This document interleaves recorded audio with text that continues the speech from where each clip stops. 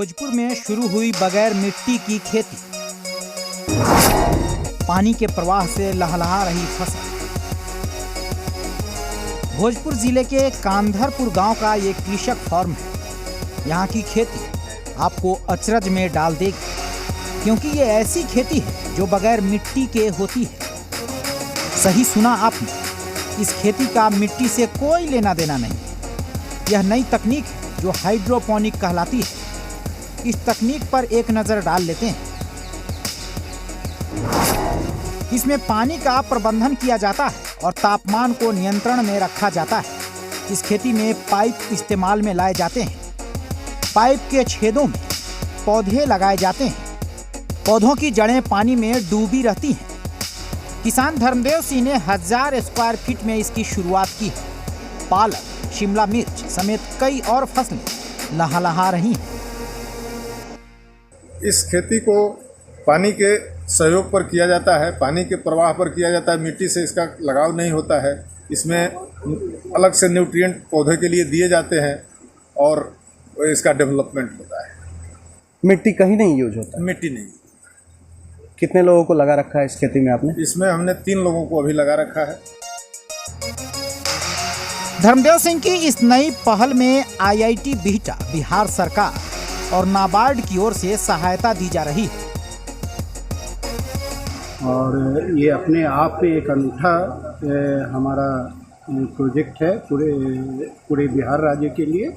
और जहाँ तक मेरी जानकारी है, ये बिहार का पहला एक्वापोनिक प्रोजेक्ट है, जो कि भोजपुर के सबसे सुदूर ब्लॉक संदेश में जो कहा जाता है, भोजपुर के अगर हम लोग उसको डेवलपमेंट इंडेक्स पे बांटे तो भोजपुर का एक बैकवर्ड ब्लॉक इसको माना जाएगा। उसमें हम लोगों ने किया, जो आप देख रहे हैं, इसकी प्रगति देख के हमें भी खुशी होती है। कितना ग्रीनरी है, कितना हरा भरा है और हर तरह के पौधे, मतलब आप देख लीजिए, लेटूस हो, स्पाइनस हो, फ्लैग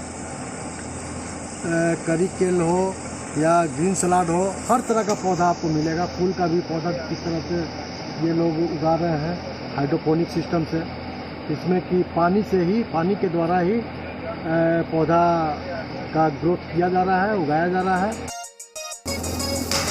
कृषि वैज्ञानिक कह रहे हैं, हाइड्रोपोनिक खेती के इस प्रोजेक्ट में मछली पालन को भी जोड़ा जा रहा है, जो कि और भी उपयोगी साबित होगा। इस तरह की खेती के उत्पादों की मांग भी काफी ज्यादा है।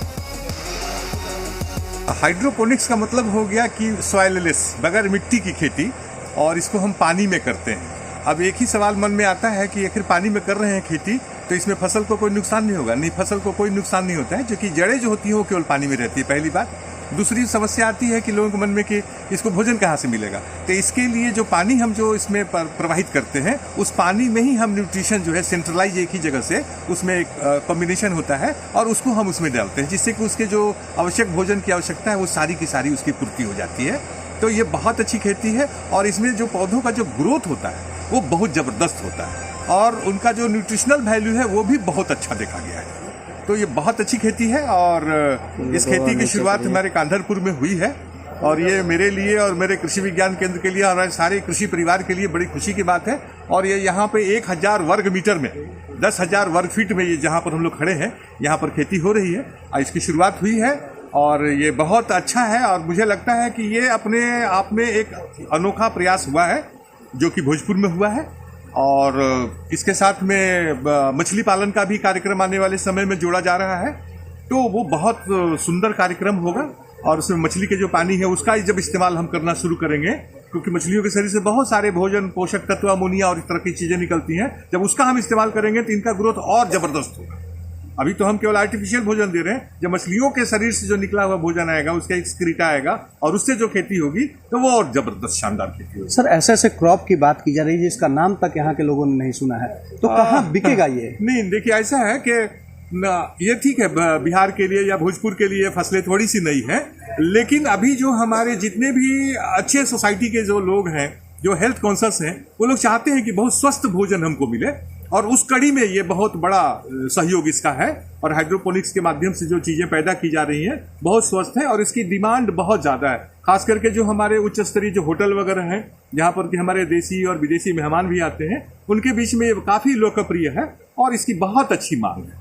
और बिहार के बाहर तो खैर कहना ही नहीं है, इस तरह के तो बहुत सारी यूनिटें लगी हैं, लेकिन बिहार में हम लोगों ने एक अच्छी पहल शुरू हुई है और इसके लिए हमारे कांधरपुर के हमारे साहब जो है, इनको हम बधाई देते हैं कि इन्होंने इसको पहल किया है। बहुत अच्छा काम किया। खेती की ये नई तकनीक कामयाब हुई तो किसानों को एक नई दिशा मिल सकती है। मनीष कुमार सिंह, जी मीडिया, आरा।